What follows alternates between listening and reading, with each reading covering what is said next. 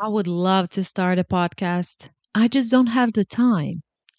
Does this sound like you? If so, stay with me. I have some good news for you. You probably have more time for podcasting than you think. And this is not because your calendar is empty, you have no one to take care of, and it is certainly not because you should wake up at 5 a.m. or sacrifice your private life, your social life, your weekends, your evenings.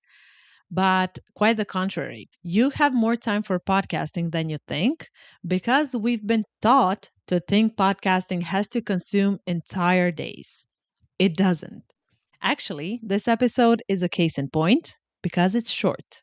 Let's go.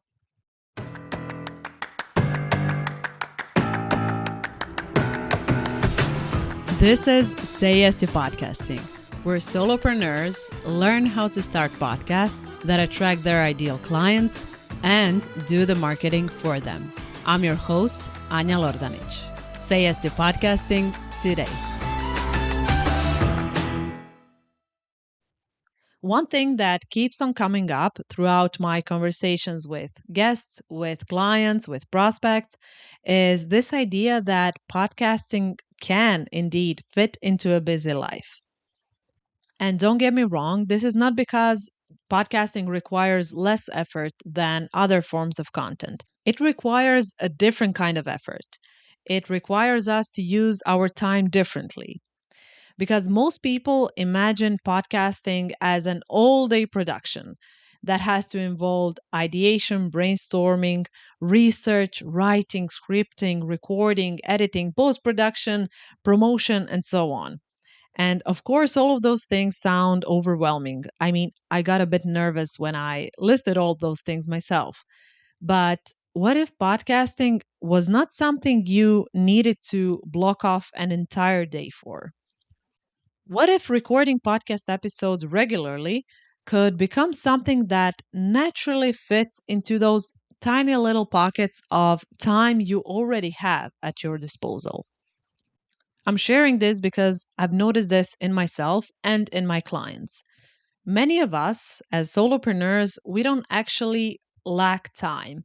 And I realize how controversial this statement sounds.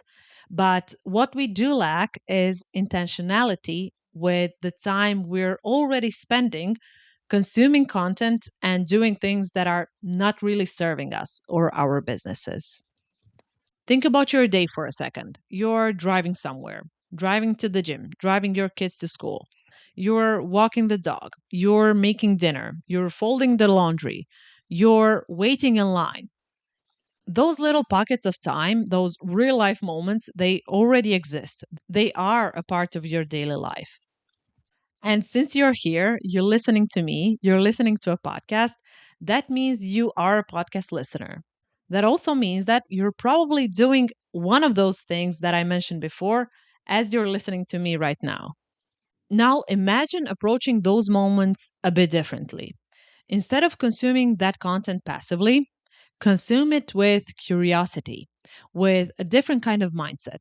When you hear something interesting, a story, an idea, an insight, stop and ask yourself, could I explain this differently? Do I agree or do I disagree with this? How can I apply this to my business? All of those things are potential podcast episode ideas for you, for your business podcast. This is something I recommend often because thinking about your podcast is actually productive work. And that is great news for all of us. So, coming up with ideas, noticing certain patterns, collecting stories, all of those things are super helpful and extremely beneficial for when we have to sit down and record a podcast episode. Those things are equally as valuable as sitting behind the microphone.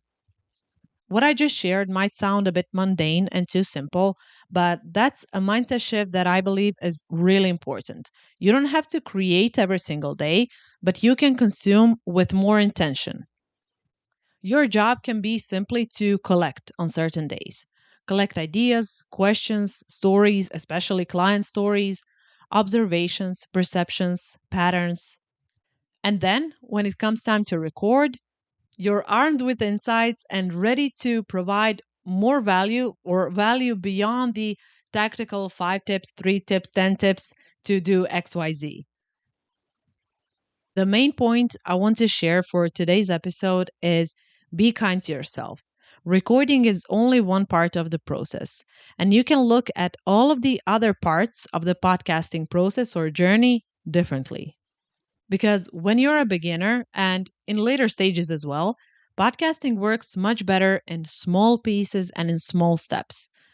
For example, you can listen to others, even if they're outside your niche, and collect their ideas and stories and let them inspire your future content. And then, when you're taking a break from work, you can allocate those 10 minutes to jot down those episode ideas. Then, another time, you can take 15 more minutes to outline that episode. And then, on a completely different day, when you feel ready to record, you can allocate 20 minutes and record a 10-minute episode.